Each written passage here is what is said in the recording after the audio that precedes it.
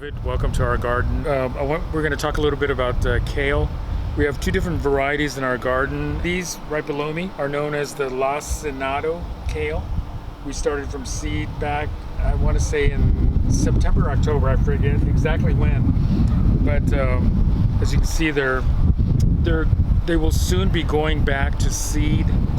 They'll develop real pretty flowers, and then there's seeds. So as the weather warms, empty space where I just started planting. I'm going to plant maybe 3 rows of kale for the spring. Kale is typically a cooler weather crop. You don't want to plant it in the middle of summer because it just won't do anything. It's again, another one of those cool weather crops. I wanted to show you this row of romaine lettuce.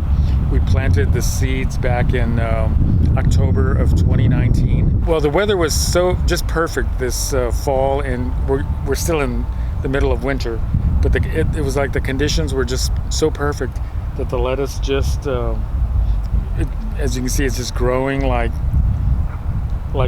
nobody's business. But okay, right now we're harvesting some lettuce. This is romaine lettuce. So they're beautiful. Just look how gorgeous that is. So it's really it's a blessing to be able to eat all this, and just to come out anytime and have lettuce. And sometimes we have more than we can handle. But this is delicious organic romaine lettuce. And you're tearing that up because it's bad on the bottom, right? Right, there's a few bad leaves.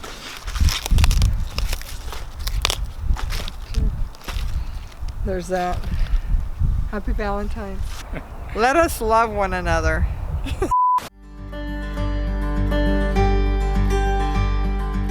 We're going to talk a little bit about some of the herbs that we grow in our garden. This right here is our cilantro patch. It's 4 feet wide by 8 feet long. It last year reseeded itself. We didn't put in any new seeds. It's just seeds that fell from the previous crop. As you can see, they're starting to go back to they will produce these pretty little white flowers, and we'll show you some photographs later. A 4 foot by 8 foot bed of chives. We started with seeds, I don't know, maybe 4 or 5 years ago, and then they just keep growing. They are almost indestructible. They develop these clumps, and you can thin them out if you want to, but as you can see, this whole bed is just pretty much full of chives. We're in the front yard.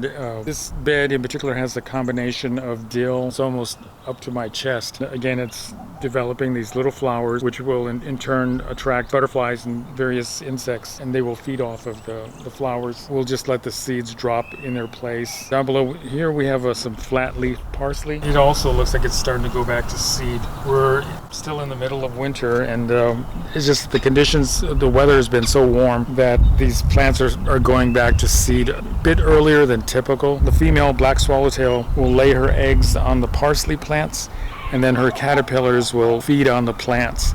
So we try not to let much or very little go to waste. If we can't consume it, well then the butterflies and other insects beneficial insects. We don't want to be breeding or encouraging some of the detrimental bugs.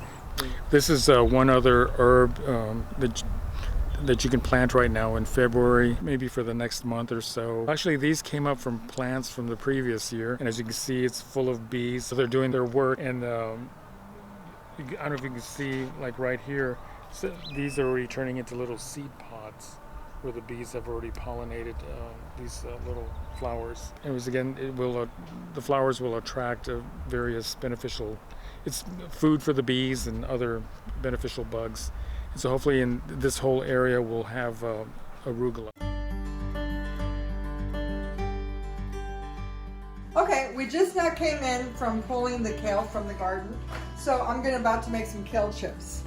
And this is all I do. A lot of you are familiar with this. You just kind of pull it off, and then I tear the leaves, do it again. You can either cut it with a knife or just pull it.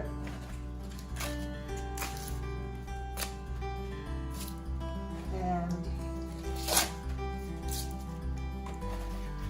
so we had this last night for supper and it was a success, so we're gonna make some more tonight. And it's so basically easy. I mean, you can buy the kale, of course, and we're kind of spoiled, I guess. We grow it in our garden. This is all organic, so we kind of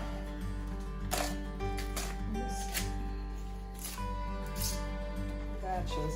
I just trim up in little pieces, some big ones, some small ones, because by the time that they, and I put them like in 350, 375, so I put them in 350, 375 for about 10 minutes. I just kind of eye it and see when they're ready. And let's see, I might have to put 2 batches. And this is a LACINATO kale. There's 2 depths, 2 different, there's other kale, but anyway, this is a LACINATO kale. Okay, so then let's do that. I still have more here, but I can make a little batch. And then I get some olive oil.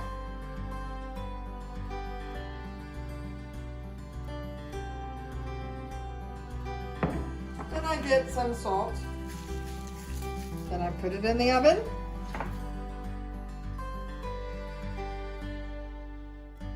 Put it in there for about 10 minutes. And that's it. And then afterwards it come out real crispy, and I also put some balsamic vinegar on it. I have this one. It's a little bit more pricey, but the taste is like a syrup. But anyway, so this is what I put on, and after it's, you know, they're crispy and everything, I just kind of drizzle it on there a little bit, and it has like a sweet taste to it. But that's basically it.